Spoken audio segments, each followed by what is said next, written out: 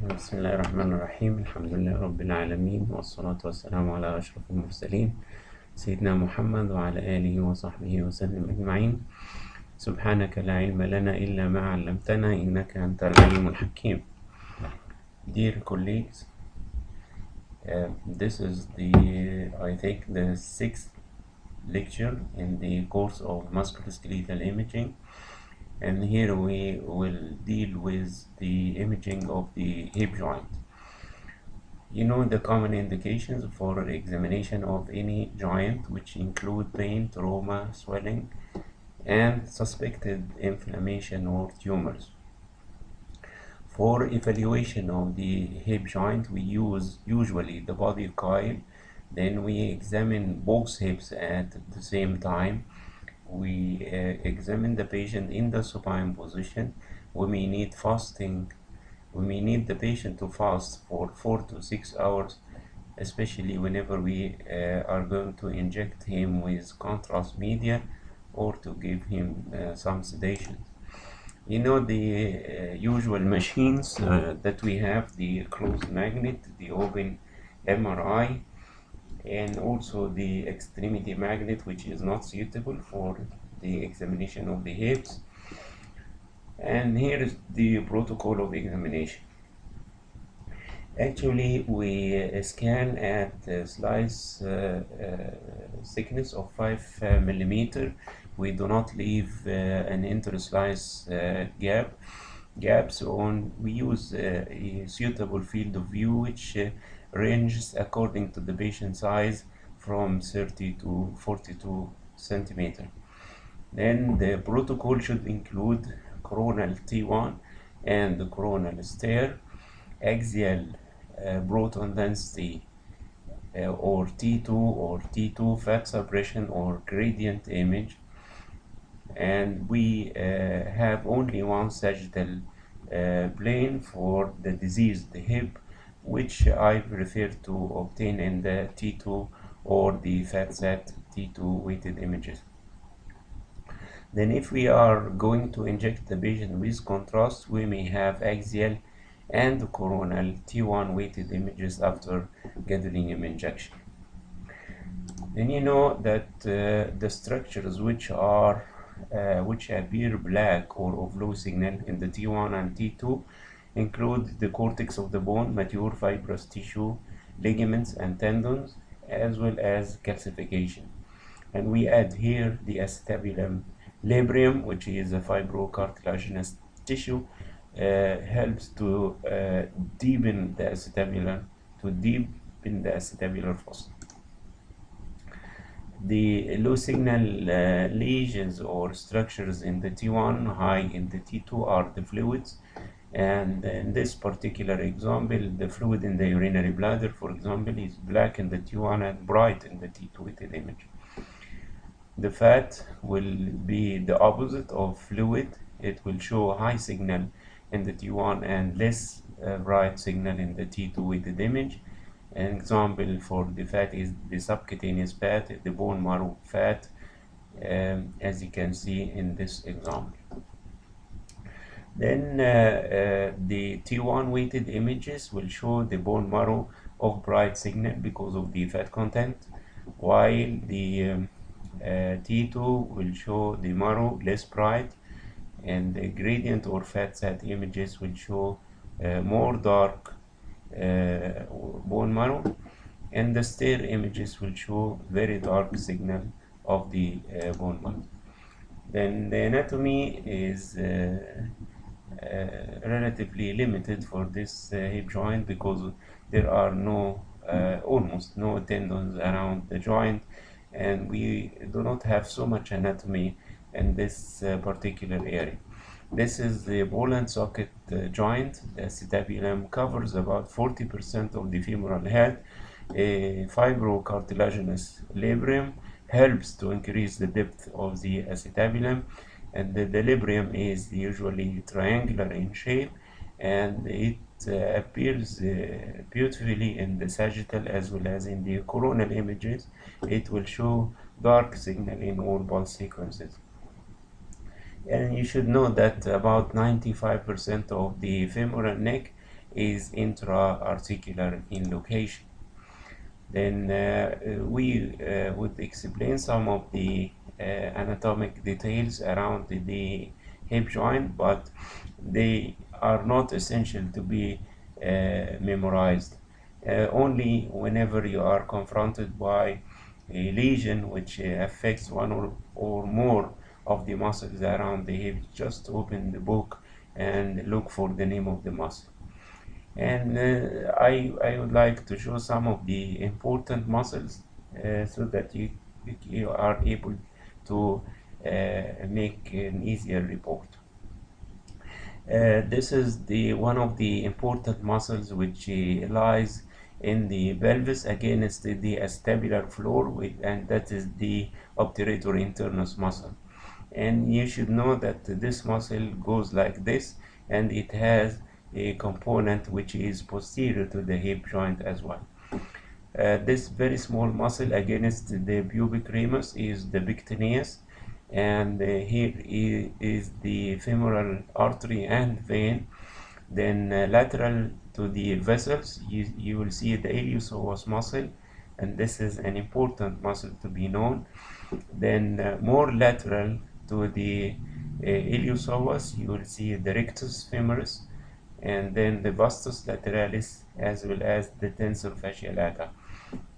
While anteriorly, you will see this muscle which is the sartorius. Then what I want from you to remember, these two important muscles, the obturator internus muscle and the iliopsoas muscle. All of the remaining muscles, you can look at them in the book.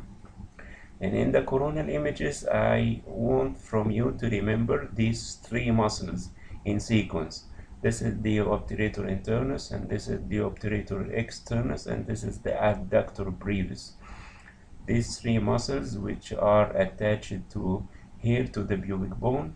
Then you can see the adductor longus as well as the gracilis muscle.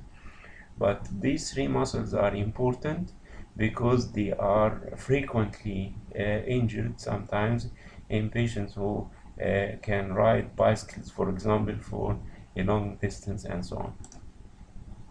Then the approach for the hip joint is somewhat different from that of the knee joint, and it may be similar to that of the wrist joint. We approach the joint via the pathology, and these are the important issues we would like to discuss. The first one is the issue of avascular necrosis, transient osteoporosis, the Bursi's disease, developmental hip dysplasia, slip decapital femoral epiphysis, proximal focal femoral deficiency, and some cases of trauma and muscle injury. And we will end by some words about the labral tears, bursitis around the hip, loose bodies, and synovial osteochondromatosis. And finally, we will have some knowledge about the femoral neck anteversion angle and how to measure. Then let us start our discussion by the issue of vascular necrosis. And this vascular necrosis affects the femoral head, and the usual site is the anterolateral aspect of the head. However, any part of the head can be affected. MR is very sensitive and specific for the diagnosis of a vascular necrosis in the femoral head. And you know that the causes of a vascular necrosis anywhere in the body will include the trauma, the corticosteroids, sickle cell disease, alcoholism, radiation, and collagen diseases as well. Then how to look for the avascular necrosis in the plain X-ray. You know that there are certain signs for avascular necrosis of the hip in the plain X-ray, which include contour irregularities and the fissures of the femoral head, areas of bone sclerosis and alternating with areas of bone rarefaction, As you can see here, there is a sclerotic bone and somewhat less dense bone compared to the apparently normal right femoral head. Also, by advancement of the disease, you got a structural collapse of the femoral head, and finally the joint will end by osteoarthritic changes. And this is a close view for the appearance of a vascular necrosis in the femoral head, which still shows regular contour, but there are patchy areas of bone sclerosis and rarefaction within the femoral head. And this is an advanced case of a vascular necrosis of the femoral head bilaterally, and you can see that the femoral heads are somewhat flattened. They present areas of bone sclerosis as well as areas of bone rarefaction. There is evident contour irregularity of the affected head. Then earlier vascular necrosis will manifest by subtle changes which can be overlooked in the plain X-ray, and they include some fissures in the subcortical bone like this one, and you may appreciate some increase in bone density of the affected head. This is advanced case of a vascular necrosis in a patient who is receiving steroid therapy for treatment of Crohn's disease. And here you can see that both femoral heads are involved by areas of bone sclerosis as well as areas of bone rarefaction. You see also osteoarthritic changes manifested by narrowing of the joint space and osteophytic clipping of the articular surfaces. Then the CT was of help in the diagnosis of vascular necrosis before the era of MRI, and the scan usually show the changes in the plain X-ray, but at a relatively earlier phase. Then here in the CT scan you can see that the femoral head on the left side is sclerotic, and it shows minimal contour irregularities compared to the normal femoral head on the right side, which is of normal bone density and regular outline. Then with the development of MRI, we are able to diagnose confidently the avascular necrosis, and there are stages for this avascular necrosis using a MRI classification, which include the stage 1, 2, 3, and 4. Actually, there is now a debate about if the stage 1 is really an existing stage in the classification or not, since most of the books depend on the presence of this line for the diagnosis of avascular necrosis, while in stage 1 it describes only bone marrow edema in the femoral head, and who are supporting this idea say that this edema will progress to the development of the line later on, and we are passing into an advanced stage of avascular necrosis. Then, if we are convinced that bone marrow edema of the femoral head may represent stage 1 avascular necrosis, which can proceed in sometimes to the development of the line and starting the stages of the disease, we may consider bone marrow edema as a precursor for avascular necrosis in some patients and not in every case. Since this bone marrow edema may be diagnosed as migratory osteoporosis of the hip, and this migratory osteoporosis, as I will mention, is a self-limiting disease. It will resolve completely within 6 to 8 months, according to the literature. Then we consider sometimes that bone marrow edema may be a precursor for a vascular necrosis, and the development of a vascular necrosis in the femoral head, and the only diagnostic sign now considered in the literature is the presence of this low signal line in the femoral head. This low signal line will separate the dead bone from the viable bone. And according to the MR appearance or the MR signal of the dead bone, the classification will go on. Then starting with stage 2, there is a line, and this line will separate the dead bone from the viable bone. If the dead bone is exactly similar to the viable bone in the signal intensity in both T1, T2, and stir images, then you consider stage 2, which is an early stage, as you can see. Then here in the plain X-ray you cannot appreciate any abnormality, but in the MRI you can see the line indicating that you are in stage 2 at least. You look at the bone within the line, which is the dead bone. If it is similar to the viable bone, then you are dealing with stage 2 vascular necrosis. But if the dead bone is of fluid signal, as that's to say, it will appear black in the T1 weighted image, and so show some bright signal in the T2 weighted images. You see, this is T1 because the urine is black, and this is T2 because the urine is bright. Then if you see this appearance, you may consider stage 3, where the dead bone is of signal similar to that of fluid.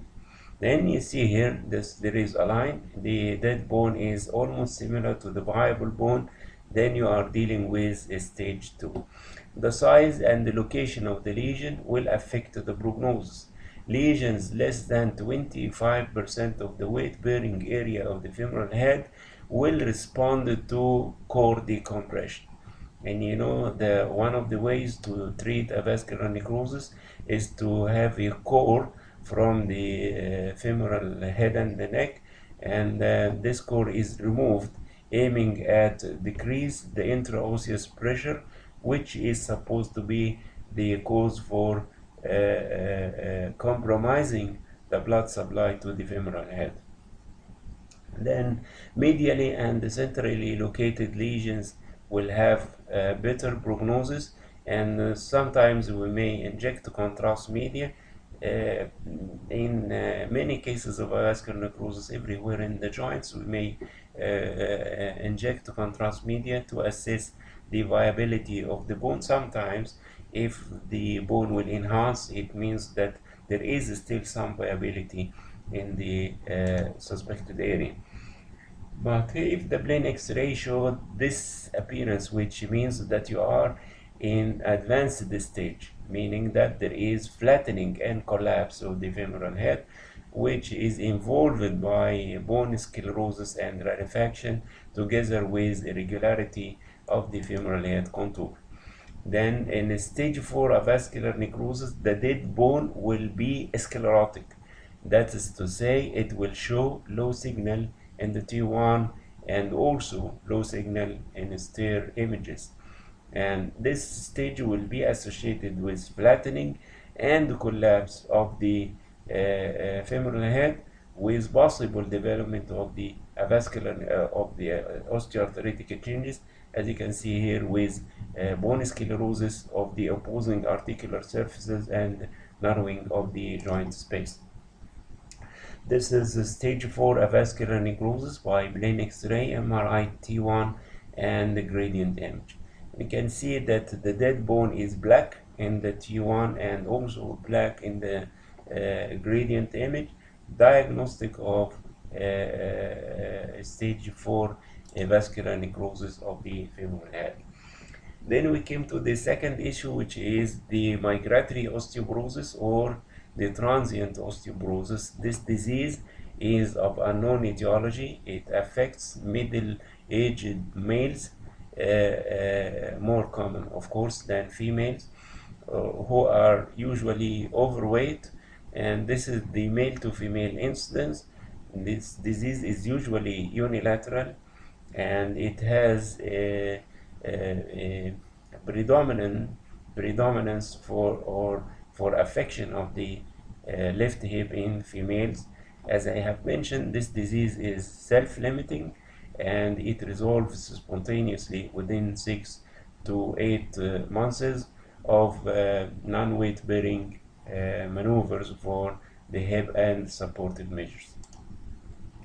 Then what you will see in this disease by X-ray, you may not appreciate any abnormality, and X-ray may appear absolutely normal, or you may feel some decreased bone density in the affected femoral head and neck. And bone scan will show increased uptake in the femoral head and neck, as you can see here, while bone scan in avascular necrosis will show the photopenic area with decreased uptake in the ischemic part of the bone. Then MRI will show bone marrow edema, which will appear black in the T1 and bright in the T2 and the stair-weighted images.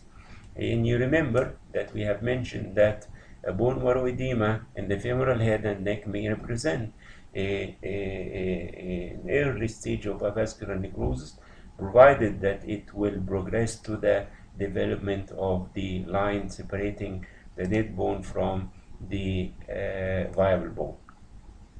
These are some of the informations you should know about the migratory osteoporosis or the transient osteoporosis. As I have mentioned, it is a self-limiting disease, and this is possibly the basis of vascular etiology, maybe the cause. And this is an important statement which indicates that there is still a controversy as to whether it represents an early reversible stage of avascular necrosis or not. This is the sixth instance, and women are affected usually, but not always, during pregnancy, late in pregnancy, and generally one hip is affected at a time, but there may be an incidence for bilateral hip involvement in the same time, and this disease resolves spontaneously after protected weight bearing. Here is an example of migratory osteoporosis of the left hip, showing diffuse low signal in the femoral head and neck in the T1 weighted images, with increased signal in the stair image. Also note the presence of synovial effusion within the affected hip. Then the follow-up study, which is performed I think about 3 months later, and you got total resolution of the changes in the left femoral head. And if you compare the stair images at the time of the disease and the stair images on the follow-up study, you can appreciate the resolution of the disease. Then in the plain X-ray, as I have mentioned, you may not appreciate any abnormality. Look at this example. I think you may feel that both hips appear normal, and you may feel that this femoral neck is relatively osteoporotic compared to this femoral neck. But in the bone scan, you see the typical finding of increased uptake in the femoral head and neck, as you can see, compared to the opposite side. In the MRI, you see the classic picture of low signal, diffuse low signal in the femoral head and the neck on the affected side, which turned bright in the stair images, and you appreciate the presence of synovial effusion. This is migratory osteoporosis by MRI T1, T2 stair, axial T1, axial T2. Of course, the coronal images are more reliable to appreciate the extent of the disease, but also you can feel the abnormality and the femoral head in the axial image compared to the normal side on the left.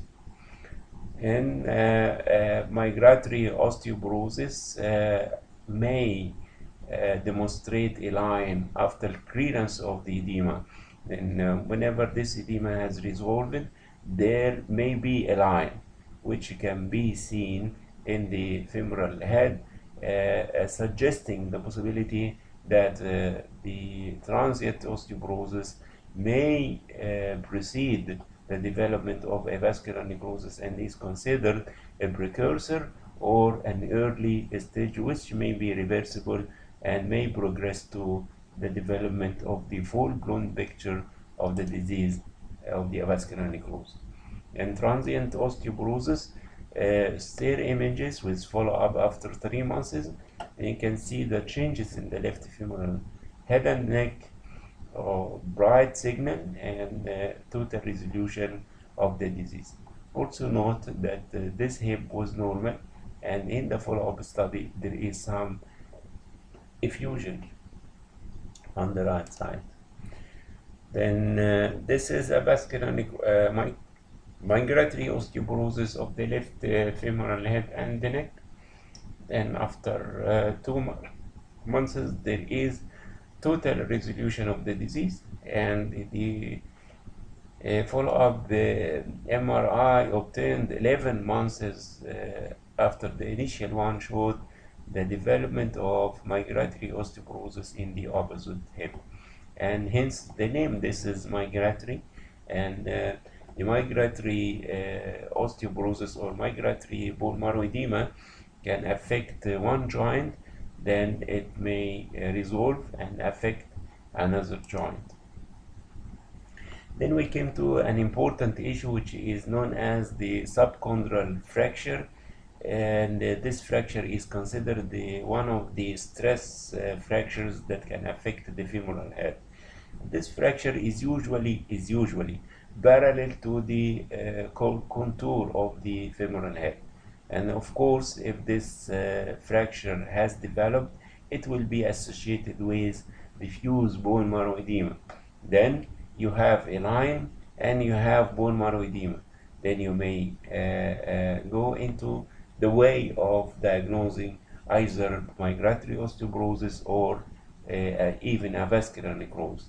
Then be careful about this, and this fracture is usually, as I have said, parallel to the femoral cortex, and this fracture on follow-up will show total resolution. And here you can see there is bone marrow edema of the femoral head and neck, and this arrowhead points to this line which represents the subcortical fracture, and this line on follow-up will be more clear, and later on it will resolve completely, and also the edema surrounding the fracture will also resolve completely. So in the literature you will be confronted by this diagram, which indicates that a transient osteoporosis or migratory osteoporosis may progress to a vascular necrosis with the development of the line separating the normal bone from the dead bone. Also, the subchondral fracture may progress, if it does not heal, may progress to a vascular necrosis. And there is a good overlap between these two. You can miss subchondral fracture and diagnose it as a transient osteoporosis if you could not appreciate the fracture line and you see only bone marrow edema surrounding the fracture. Then this diagram indicates that there is a good percentage of overlap between all of these pathologies, and you should take care not to mistake any of them having all the diagnostic imaging modalities, particularly the bone scan and the MRI, also to have the follow-up studies to confirm your diagnosis.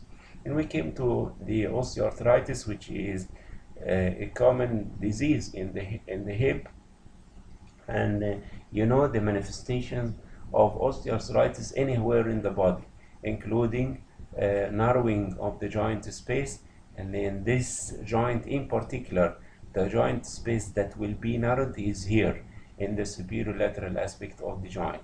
Then superior lateral migration of the femoral head, encroaching on this space, osteophytic lipping, subchondral bone sclerosis, subarticular pseudocystic changes, and joint effusion and intra-articular gas or vacuum phenomena. Then the secondary, the osteoarthritis may be primary or secondary to a pre-existing disease like septic arthritis, avascular necrosis, or Bursa's disease. And here you can see you can diagnose secondary osteoarthritis by the age of the patient and the unilateral appearance of the disease and the extensive changes compared to the opposite side. Here you see that there is marked narrowing of the joint space with subarticular bone sclerosis, prominent osteophytic lipping of the articular surfaces. Then one of the important issues is to be able to differentiate between the changes of avascular necrosis and the changes of osteoarthritis. In cases of avascular necrosis, the femoral head is only affected, the acetabulum is usually free. Then also you see this particular site of the joint space, it will be maintained until very late in the disease. But in cases of osteoarthritis, this is a joint disease. It will affect the femoral head as well as the acetabulum. And the changes will appear in the acetabulum, like here you can see pseudocystic changes as well as in the femoral head. And this particular site of the joint space will be affected in the disease, and you got marked narrowing of this superior lateral aspect of the joint space. Then there is a specific issue which is known as rapidly destructive osteoarthropathy of the hip, and this is a rare lesion which is usually seen in old women, which indicates that there is osteoarthritis that is rapidly progressive. And here you can see there are osteoarthritic changes. You got pseudocystic changes and flattening collapse and bone sclerosis of the femoral head as well as the acetabulum. In this particular example, you can see that the follow-up X-ray after 2 months showed significant destruction and osteolysis of the femoral head and neck. And what is very important in this particular disease is that biopsy of the joint will not reveal any evidence of infection or crystal disease. And this is known as rapidly destructive osteoarthritis or osteoarthropathy of the hip joint. Then we came to the developmental dysplasia of the hip, which means that there is an abnormal relationship of the femoral head to the acetabulum, and this may be associated with ligamentous laxity and or abnormal position of the baby in utero. This also there is a good association between this abnormality of the hip and the presence of oligohydramnios. The diagnosis is usually made with confidence by ultrasound, and this is the reported incidence, which ranges from 2 to 20 per thousand. And the 60 to 80% of abnormal hips may resolve spontaneously and got the normal relationship between the head and the acetabulum within 2 to 8 weeks after birth. Then what are the risk factors? As I have mentioned, the oligohydramnios is one of the associations or the risk factors: breech presentation, family history, and this disease is appreciably more common in females compared to males. And you know that ultrasound is one of the best imaging modalities for evaluation of the relationship between the femoral head and acetabulum, particularly before the ossification of the capital femoral epiphysis. And also ultrasound allows dynamic examination to assess the stability of the hip and to have stress views for the position where the hip is liable or prone to dislocate. Then by the plain X-ray, you are able to assess the developmental dysplasia of the hip, especially whenever you have some ossification in the femoral capital epiphysis. We usually draw a line which is horizontal at the roof of the acetabulum and draw a perpendicular line to this one touching the iliac bone. And normally the capital femoral epiphysis will be in the lower inner quadrant of this diagram. Then these are the two lines. One is touching the acetabular or the triradiate cartilage of the acetabulum, and another line which is perpendicular to it. Then normally you will see the femoral head within the lower inner quadrant of this diagram. Then also you can measure the acetabular angle, which is usually less than 30 degrees at birth and should progressively reduce with maturation of the hip. But if the acetabulum is dysplastic, then you got shallow acetabulum with much more angle in this angle. And the angle is drawn between the line going through the triradiate cartilage of the acetabulum and another line which is done along the roof of the acetabulum, and this is the acetabular angle. Also, this Schinter line is very famous. We draw a line passing from the inferior medial aspect of the femoral neck going to the inferior border of the pubic ramus, the superior pubic ramus, and the lateral margin of the pubic bone. This line should normally form a gentle curve. It will not be discontinuous. Then you consider that the femoral head is in a normal location. And without drawing any lines, you may appreciate the appearance of the left femoral head that is away from the acetabulum. Then drawing the usual lines, and you see that the femoral head, instead of being here, it is now in this position, meaning that it is dislocated. And also you can see this is the normal hip and this is the capital femoral epiphysis, which is normal. But here in the dislocated hip you got a small capital femoral epiphysis area of ossification, and there is a bad relation between the femur and the acetabulum. And the congenital hip dysplasia is one of the diseases that may be resolving spontaneously, or with certain measurements you can reach this prognosis. Here you see dislocated hip, and this is the follow-up after 26 months, and this is the follow-up after 4 years. Here you see that the capital femoral epiphysis is developing normally. It has normal size and bone density, but its articulation with the acetabulum is somewhat distorted, but you got finally a near normal appearance of the hip. Then leg calvé burst disease means that there is a vascular necrosis of the capital femoral epiphysis in the pediatric age group. It is of unknown etiology, and the children are affected at this age from 4 to 9 years old. Boys are more commonly affected than girls.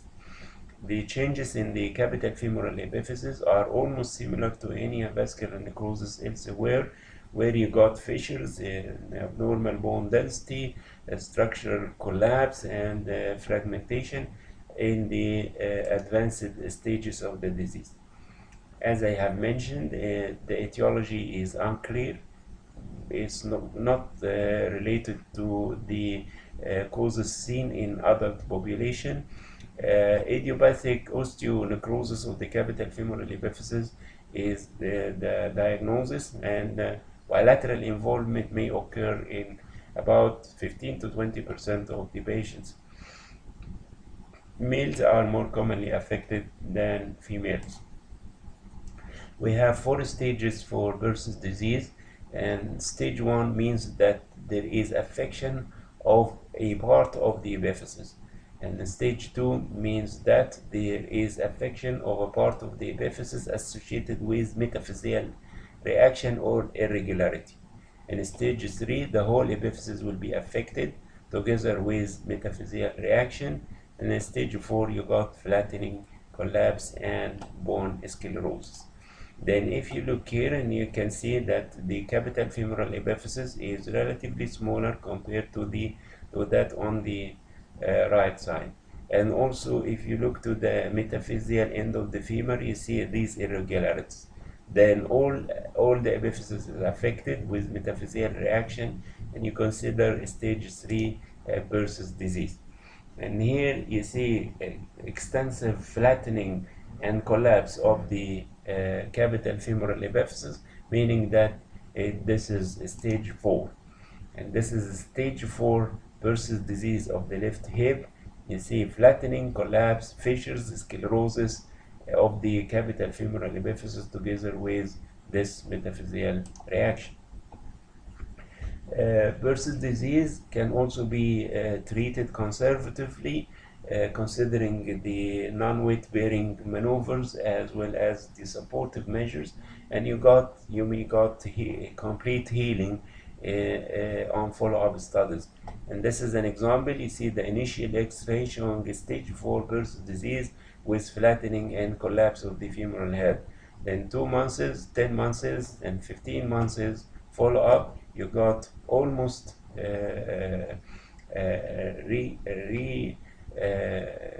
appearance or recovery of the capital femoral epiphysis, which is more or less of normal size. It shows mild increased bone density. It is well co-opted within the acetabulum, as you can see.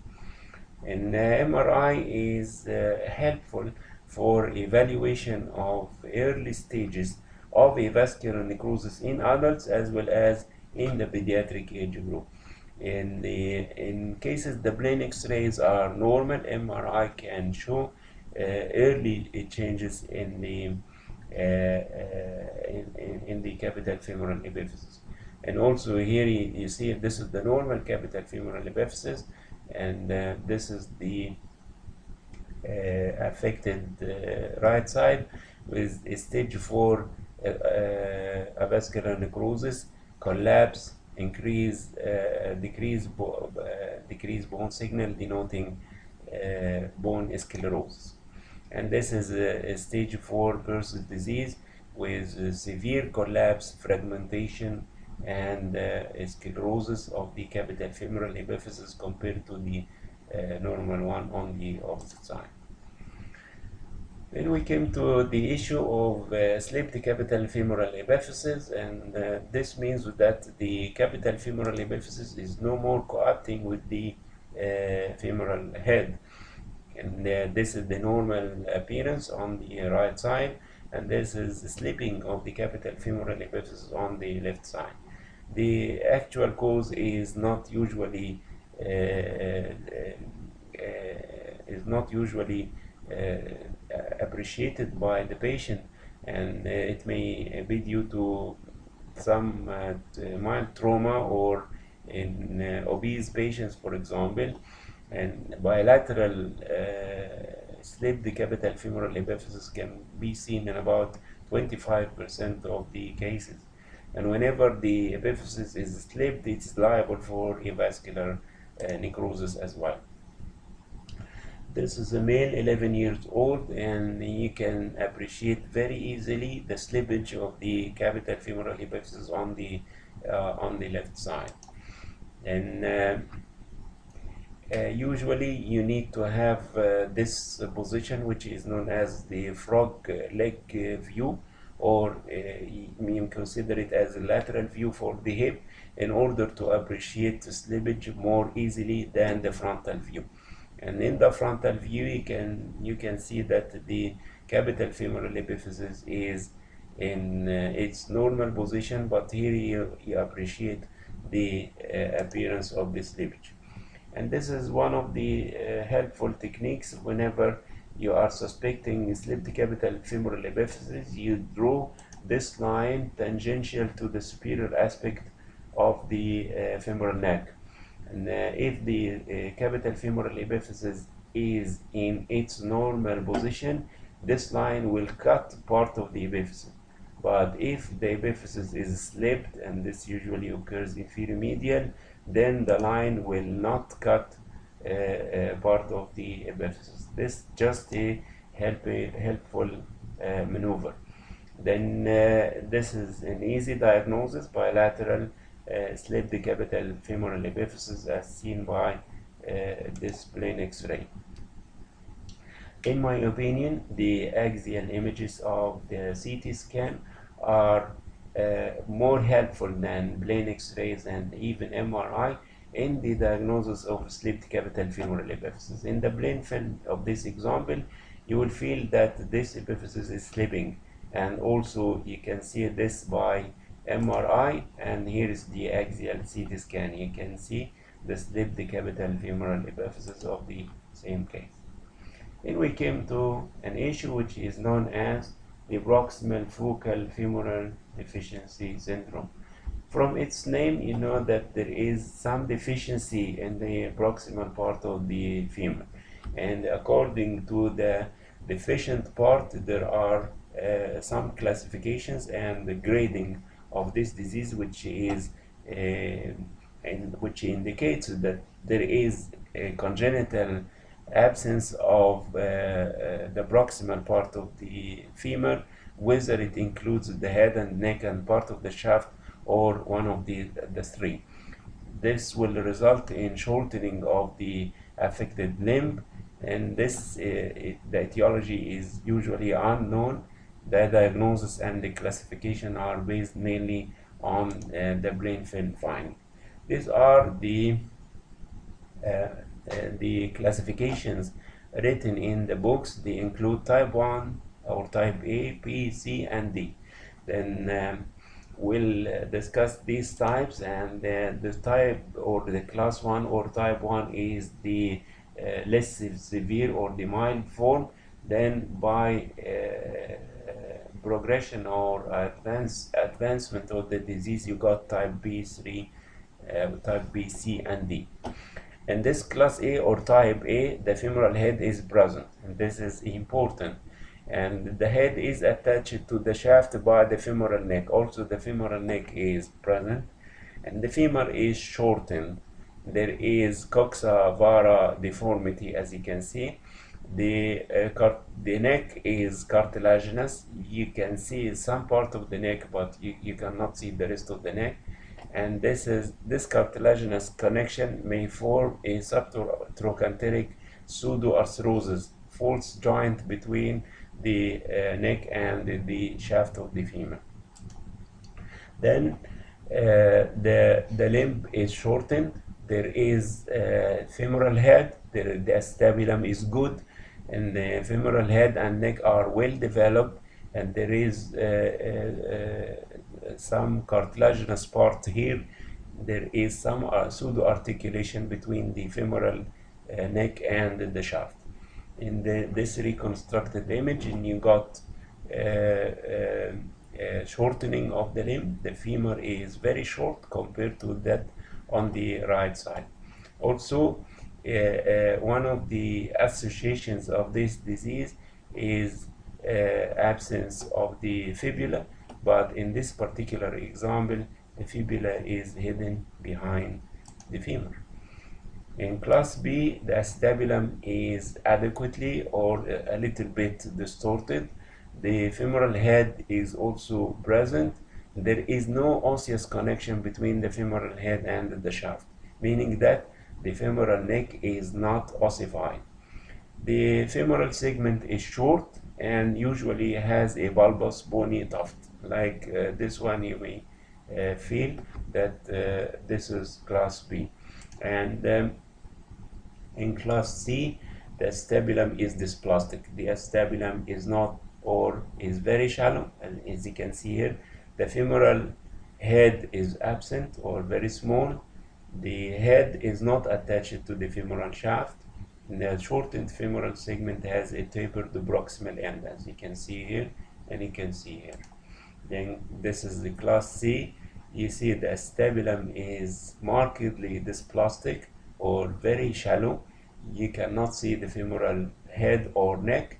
You can see only part of the lower or the distant femoral shaft, as you can see, with considerable shortening of the limb, with tapered or pointing end of the femur. In class D, and this is the most severe type, there is no acetabulum. The acetabulum is not formed. There is no proximal femur, only part of the distal femur is present with pointing or tapered end, as you can see. Sometimes you will be confronted by a patient having the proximal femoral deficiency syndrome, and the changes cannot fit with any of the previously mentioned classes. Then you just mentioned that this is a proximal femoral deficiency syndrome, and you mentioned the findings. Like in this case, there is no acetabulum, there is no femoral head, there is no femoral neck, and the proximal end of the shaft is bulbous, and the limb is shortened. The femoral shaft is displaced severely away from the supposed acetabulum. Then if you want to classify this appearance, and you can go by this way. Is the femoral head is present? Yes. And the head is attached to the shaft by the neck? Yes. And the femur is shortened? Okay. Then is there any coxavara deformity? No. Is there a cartilaginous neck which will articulate with the shaft? No. And there is no pseudoarthrosis. Then the limb is short and the femur is almost normal. The acetabulum is almost normal apart from being short. Then which class? This one you cannot fit with any of these of the previously mentioned classes. As I have mentioned, you only say what you see. Then we came to the muscle sprains, and we have 3 grades of muscle injury which may affect commonly the muscles here. You remember the obturator internus, obturator externus, and the adductor brevis. In grade 1 muscle injury, there is muscle edema, low signal in the T1, high signal in the T2. In grade 2 muscle injury, there is muscle hematoma, high signal of blood in the T1 and T2 with the images. In grade 3, there is muscle tear, retraction, and atrophy of the affected muscle. And this is grade 1 or muscle sprain or muscle edema. The muscle will appear. You will not appreciate any signal changes in the T1, but you will see. Sorry, this is the right side, this is the left side, and you can see here that the biceps femur showing bright signal in the T2 fat set images, denoting muscle edema. And here in the T1 and T2 with the images, you see high signal hematoma in the anterior compartment of the thigh. The hemorrhage is of bright signal in both pulse sequences. This is grade 3 muscle injury. The rectus femoris muscle in this area is showing abnormal signal, and it is relatively atrophic compared to the normal rectus femoris muscle, you remember. Then, considering the fractures around the hip, one important issue is you know that the femoral neck is intra-articular, and any fractures around the femoral neck will be intra-articular as well, or intracapsular. This is an important information for the surgeon. He needs to know whether there are bone fragments inside the capsule or not. And you know that this is the anterior column of the acetabulum, this is the posterior column, and this is the quadrilateral blade. And here you got fracture anterior column, fracture posterior column as well. You may use the facilities of multi-detector CT in reconstructing the images to see more better. And I should say that the most valuable reconstructed images are the 2D images in the coronal and the sagittal views. And you should remember that the 3D images are of little diagnostic value. Then some of the bone tumors around the hip, I will discuss the bone tumors in a separate lecture, but this is just an example of lymphoma of the iliac bone. You see that there is patchy areas of bone sclerosis. Sclerosis is one of the features of lymphoma, and you got extraosseous soft tissue component outside the pelvis as well as inside the pelvis. In the T1 weighted image, you see the bone marrow infiltration by lymphoma and the extraosseous soft tissue component. And in the STIR images, you got increased signal of the tumor as well as its extraosseous part. Then in this CT scan, you see an osteolytic lesion in the anterior column of the acetabulum. This lesion is more or less expanding with erosion or breaching of the cortex. The MRI showed that there are multiple fluid levels inside the lesion, diagnostic of an aneurysmal bone cyst. Metastatic deposits can be sclerotic or osteolytic or mixed, and this is a case of prostatic cancer showing osteosclerotic bone deposits scattered in the pelvic bones as well as in the proximal femora. Whenever you are in need to evaluate the acetabulum labrium, then you should have an MR arthrogram. And this diagram shows the point where we inject contrast media in the hip joint. Then the contrast media usually include about just 0.1 milliliter of gadolinium and 20 milliliters of saline, and you add 5 milliliter of iodinated contrast media in order to see the injection or the flow of contrast under the screen control.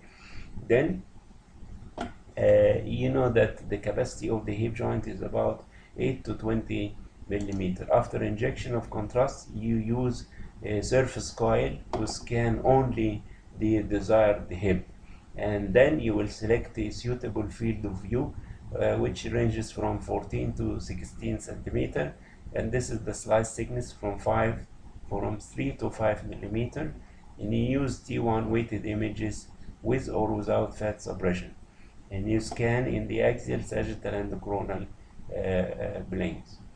Then this is the surface coil, and this is the scanning. You see the normal labrum as a triangular low signal intensity attached to the superior and the inferior margins of the acetabulum.